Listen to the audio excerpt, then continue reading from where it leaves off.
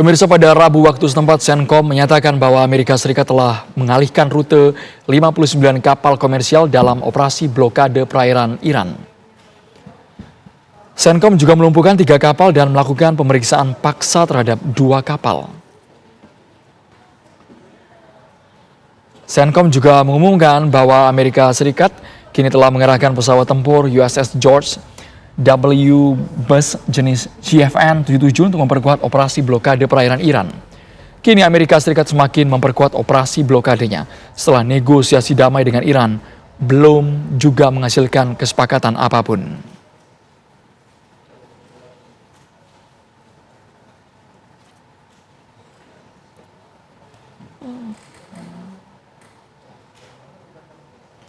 Untuk membahasnya sudah bergabung bersama kami pengamat hubungan internasional dari Universitas Indonesia, Mas Syaroni Rofi. Assalamualaikum Mas Syaroni Rofi. Sepertinya saat ini dinamikanya sangat fleksibel. Kami sangat berharap negosiasi terbuka, tapi sepertinya Amerika Serikat terus menyerang rudal ke Selat Hormuz. Bagaimana Mas Syaroni melihatnya?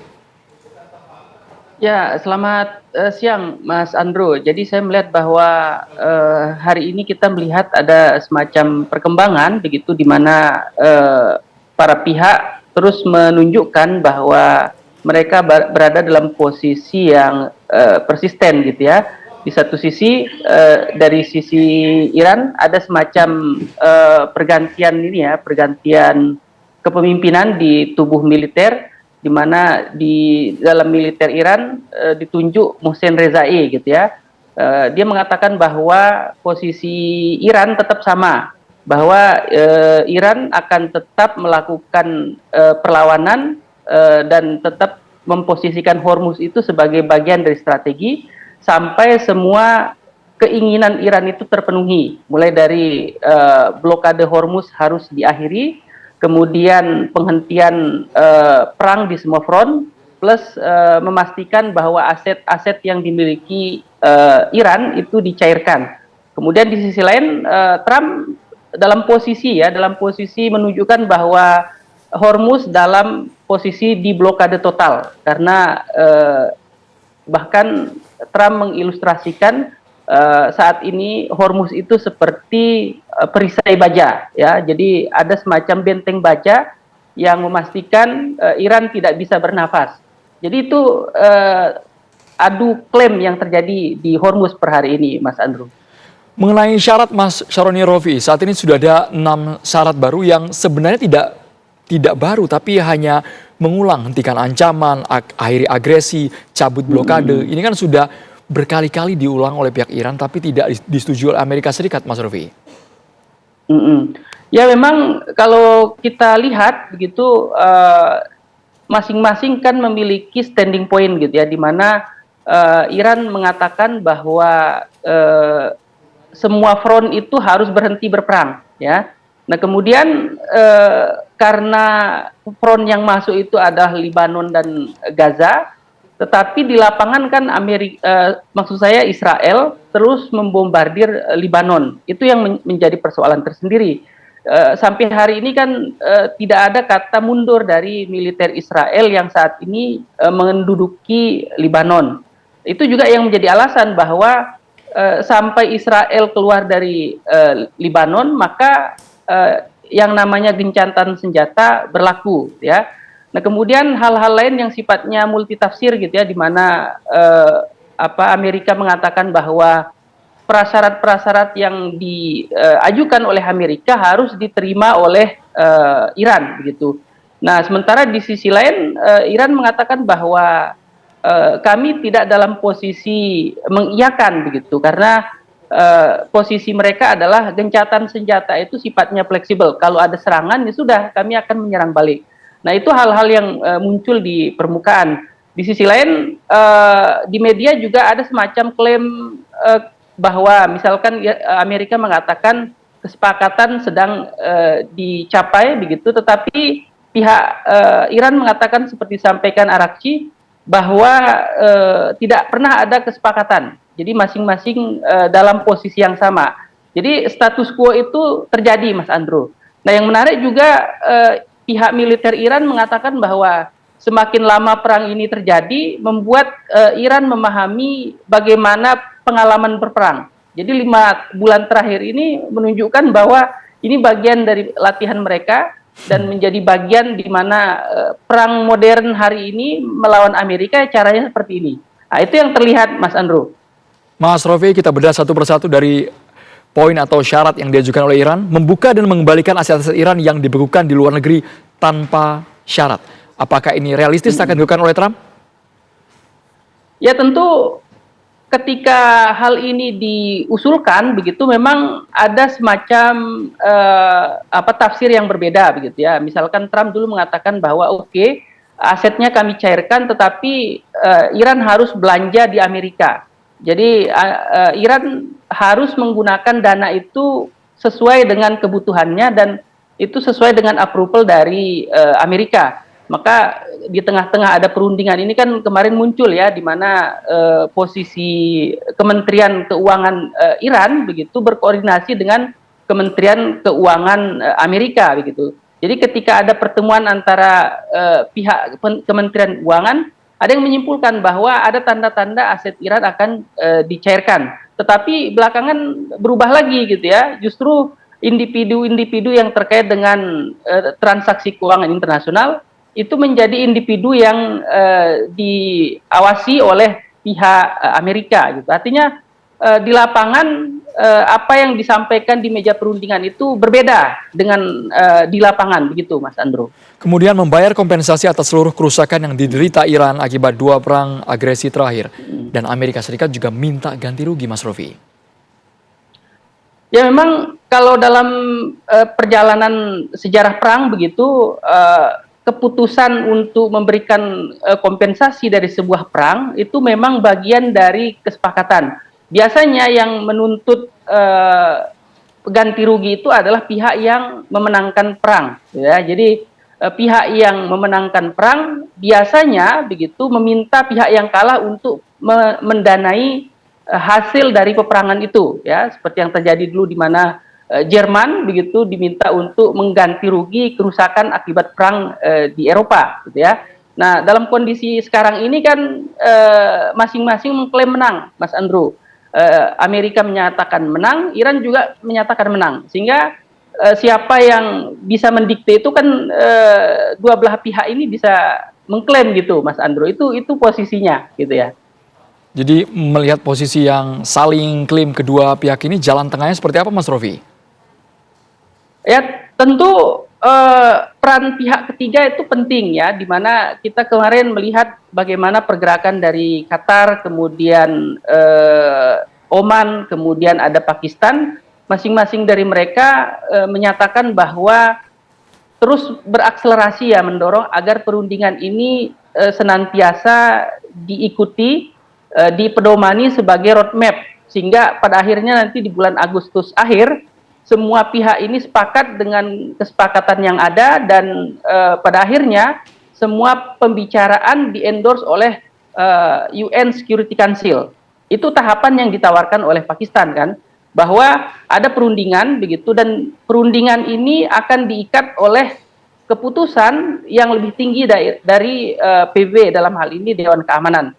Jadi Dewan Keamanan dianggap sebagai pihak yang kira-kira mampu menjamin agar kesepakatan ini tidak sia-sia begitu, agar kesepakatan itu terimplementasi di lapangan begitu, Mas Andrew. Dan yang terbaru saat ini AS sepertinya bukan hanya menekan secara militer tapi juga tekanan ekonomi saat diplomasi memang masih buntu, Mas Rofi. Ya tentu di Amerika kan ada semacam perbedaan begitu ya. Di satu sisi ada J.D. Vance, Wapres ya. Wapres Amerika ini kan yang mendorong agar akselerasi dalam urusan perundingan di mana perdamaian adalah pilihan. Jadi Amerika berdamai dengan Iran, kemudian keluar dari Hormuz, kemudian kesepakatan dicapai dan win-win solution begitu. Jadi itu adalah usulan dari Wapres Amerika, J.D. Vance gitu ya, dan Marco Rubio juga saya kira sama. Tetapi di sisi lain ada aspirasi lain dari Menteri Perang, Menteri Pertahanan ya, Pete Hegseth yang sampai hari ini Pete Hegseth mengatakan bahwa Amerika akan meminta tambahan dana untuk memastikan perang ini berlanjut dan Amerika kuat. Jadi di internal Amerika ada semacam perbedaan pandangan ya dalam mengelola perang ini, Mas Andrew. Sementara di sisi lain kelihatannya Trump begitu mengamini apa yang disampaikan Menteri Pertahanan. Nah itu juga masalah tersendiri, Mas Andrew. Di Amerika juga belakangan begitu ada kritik dari Senat, Mas Andrew, di mana perang ini telah merembet kemana-mana. Misalkan USS Abraham Lincoln ya, kapal Indo-Amerika yang mestinya berada di Laut Cina Selatan terpaksa digeser ke Mediterania, ke Timur Tengah, yang kemudian berdampak pada kelelahan pasukan dalam operasi begitu dan menyebabkan ada duel antara pasukan di dalamnya begitu ya. Itu dikritik karena kapal induknya beroperasi melebihi jangka waktu yang ideal begitu. Artinya di Amerika ada semacam aspirasi yang berbeda-beda, Mas Andrew. Ini juga masalah tersendiri dalam urusan perang ini begitu. Ini kejadian terbaru, memang gesekan di pasukan militer Amerika Serikat terus menghantui, bahkan mereka ada yang bisa dikatakan saling menyerang hingga tewas, Mas Rofi. Kenapa ini tidak dijadikan pertimbangan dari Pentagon?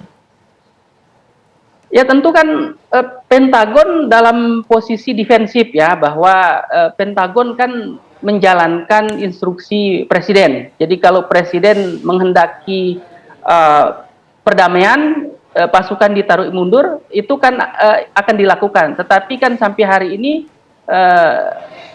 superior atau patron dari Menteri Pertahanan begitu, dari dalam hal ini Pete Hegseth, cenderung untuk melanjutkan perang ini. Makanya kan ketika mengusulkan agar penambahan budget militer, itu juga saya kira dalam bagian dari itu, Mas Andrew, di mana ada usulan agar penambahan budget militer, dan itu menjadi bagian yang terus dilaksanakan. Maka dari itu kan sekarang Pentagon posisinya adalah terus melakukan exercise begitu.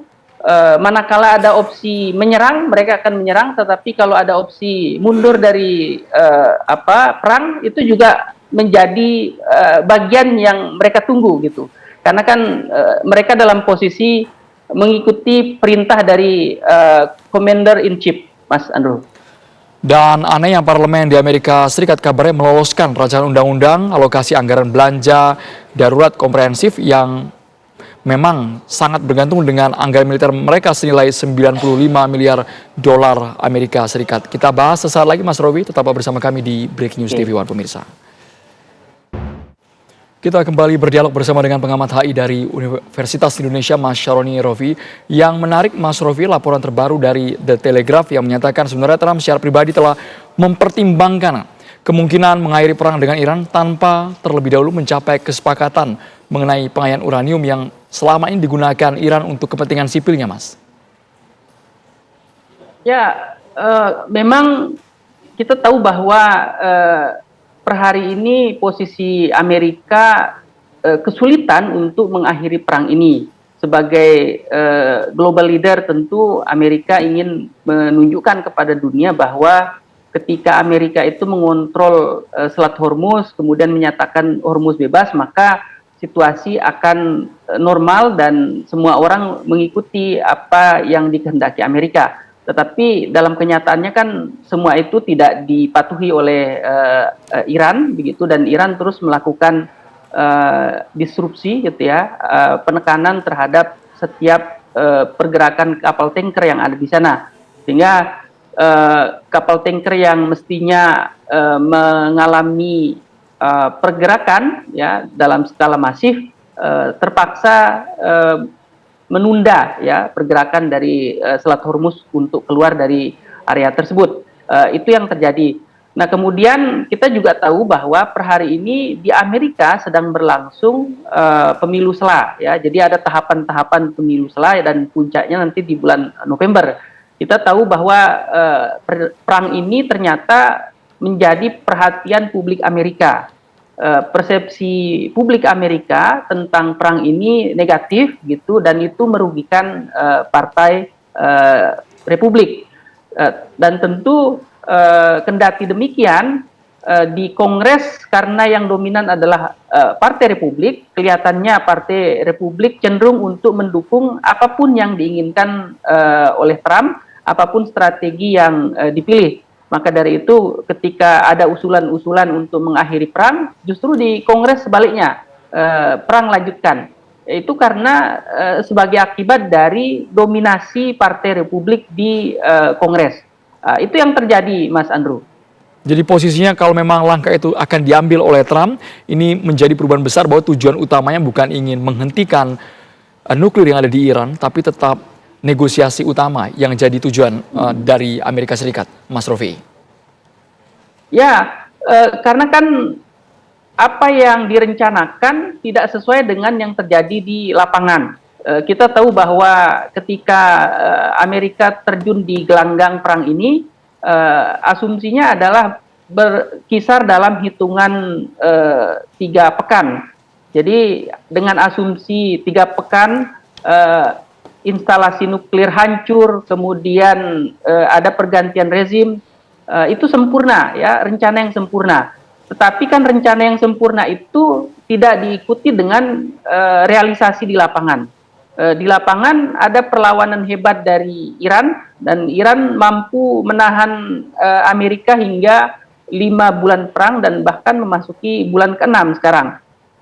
Bahkan pihak Iran, para petinggi militer Iran menyatakan bahwa walaupun perang ini bertahun-tahun kami siap, gitu ya. Jadi di sisi Iran juga kelihatannya terus mengkampanyekan bahwa misil-misil mereka terus diproduksi. Kemudian kesiapan untuk perang panjang juga ada dalam diri Iran. Jadi bahkan mereka sudah declare mereka bisa perang dalam kurun waktu yang bertahun-tahun. Seperti yang terjadi di Ukraina dan Rusia, itu menjadi praktek bahwa perang modern hari ini, Mas Andro, kelihatannya tidak seperti perang di zaman dahulu ya, di mana perang itu memakan waktu hitungan minggu, bulan begitu, tetapi karena sekarang ada modifikasi dalam strategi perang, membuat perang itu bisa berlangsung lama ya. Dan kita menyaksikan hari ini perang Iran dan Amerika sudah memasuki bulan ke-6. Nah, kita khawatir ini bisa menjangkau bulan-bulan ke-12 gitu. Bisa jadi, Mas Andro. Di bulan ke-6 ini kalau Mas Rofi melihatnya apakah memang Iran menang sementara karena kapal yang melintas di Selat Hormuz sudah anjlok 90%. Ya, dari sisi Iran tentu mereka juga dalam posisi survival ya, Mas Andrew. Karena kalau Selat Hormuz ini dalam kondisi seperti hari ini tentu berdampak pada tidak ada pemasukan. Ya, jadi lalu lintas kapal-kapal yang diharapkan mampu menghidupkan ekonomi Iran itu juga tentu menjadi faktor tersendiri. Kemudian kesepakatan antara Oman itu juga kan bagian dari usaha Iran agar Selat Hormuz ini mampu memberikan revenue bagi Iran. Kita tahu bahwa dengan adanya blokade berlama-lama itu selain merugikan dunia internasional, tetapi merugikan Iran sendiri, gitu. Karena kan kita tahu bahwa di masa normal dulu Iran masih bisa bertransaksi atau menjual minyak-minyaknya ke pasar internasional, tetapi dengan adanya blokade hari ini ada semacam pergeseran yang selektif. Jadi ada beberapa kapal yang boleh melintas, tetapi ada yang tidak boleh melintas. Jadi negara tertentu seperti yang kita tahu beberapa waktu yang lalu kapal dari Cina itu melintas, tetapi kapal yang lain tidak bisa melintas. Artinya semakin lama Selat Hormuz tersandra, tentu itu kerugian bagi dunia, dan bagi Iran juga ada kerugian tersendiri, gitu ya. Dan tentu itu sempat disampaikan oleh Trump bahwa dengan adanya blokade Hormuz itu diharapkan mampu mempersempit ruang gerak Iran. Jadi dari sisi Amerika sebetulnya juga bagian dari strategi ya. Jadi memperlambat gitu ya, atau memperpanjang blokade di Hormuz itu dianggap akan mempersulit Iran secara ekonomi. Makanya kan Trump mengatakan di sosial media ya bahwa dengan adanya blokade ini membuat Iran kehilangan pemasukan dan tidak bisa menggaji tentaranya, gitu ya. Dan Trump juga sesumbar bahwa angkatan laut, angkatan darat, angkatan udara Iran sudah lumpuh. Jadi tinggal menunggu waktu saja. Jadi berdasarkan itu kelihatannya Trump juga ya sudah, kalau Iran ingin berlama-lama, Amerika akan tetap menggunakan strategi yang sekarang, gitu ya. Jadi mengisolasi Iran di sekitar Hormuz, begitu Mas Andrew. Jadi saat ini kita mengandalkan titik terang adalah salah satunya jalur diplomasi antara Iran dan Oman, karena dari jubir Kemlu Ismail Bagei mengatakan sudah tahap finalisasi antara pengelolaan Hormuz ini, Mas Rofi. Ya, dari sisi Oman dan Iran, tahapannya adalah tahapan finalisasi. Jadi item-item yang mereka sepakati sebelumnya itu sudah dibicarakan, tinggal sekarang mendapatkan atau menunggu restu dari pemimpin tertinggi. Ya, tentu pemimpin tertinggi dalam hal ini Mujtaba Khamenei, bagaimana restunya itu juga tergantung dari Ayatullah Mujtaba Khamenei. Tetapi di sisi lain tentu juga peran Amerika juga penting di sini. Apakah mengapprove kesepakatan ini atau tidak, gitu? Karena kan kalau Amerika juga berbeda pandangan, kesepakatan itu juga bisa terganggu, ya Mas Andrew. Karena kita tahu bahwa Oman dan Amerika adalah mitra yang secara historis mereka dekat, ada jejak sejarah kedekatan di antara mereka, dan itu faktor yang tidak bisa diabaikan juga dalam urusan kesepakatan ini. Tapi secara keseluruhan tentu diplomat itu harus optimis, ya, bahwa segala sesuatu ketika diplomat maju dalam perundingan di garda terdepan, diharapkan ada solusi-solusi yang sifatnya kompromistis. Jadi bahwa dengan pendekatan diplomasi, pertumpahan darah itu digeser dari medan perang ke meja perundingan. Itu prinsip dari diplomasi, Mas Andrew. Tapi ancaman di tengah jaminan keamanan pelayaran antara Iran dan Oman dari Amerika Serikat masih kental, Mas? Dari sisi Amerika, posisi Amerika sama, ya, dari waktu ke waktu, bahwa setiap negara harus berkoordinasi dengan Central Command, ya.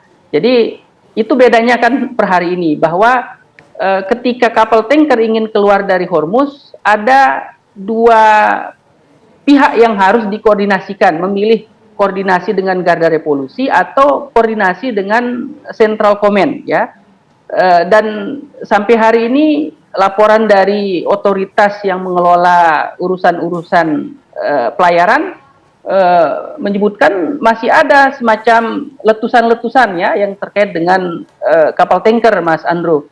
Artinya Selat Hormuz ini menjadi sesuatu yang belum normal seperti sedia kala, karena masih ada rawan intercept dari entah itu pihak yang sedang bertikai, Amerika dan Iran, atau proksinya.